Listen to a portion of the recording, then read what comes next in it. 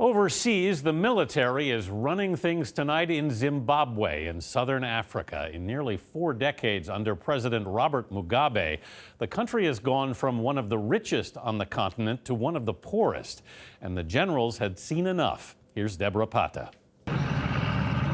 It looked like a coup as tanks rolled into the nation's capital overnight. Military police and a tank. Wow, it's real. And soldiers took over the state broadcaster.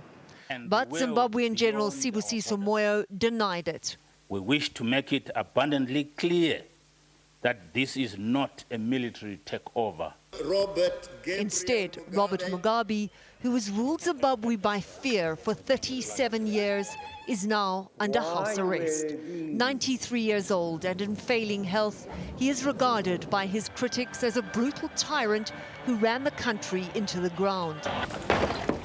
He's perhaps best remembered for sending out bands of thugs who seized white-owned farms, drove off owners, killed livestock, and then left the land fallow.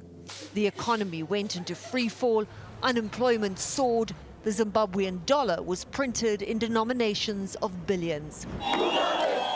Despite this, Mugabe's grip on power only strengthened. But ultimately, it may have been his wife, Grace, nearly half his age, who was his undoing when he tried to position her as his potential successor. Known as Gucci Grace for her lavish shopping sprees and flamboyant fashion choices, she was Mugabe's secretary before entering politics 2 years ago. Now, her husband is in the military's custody. Power, finally, may be slipping from Mugabe's hands. No one knows where Grace Mugabe is. There are rumors she's already fled the country. And with Robert Mugabe under house arrest, Anthony, Zimbabweans are waiting to see if he will step down. Debora Patta, thanks, Debora.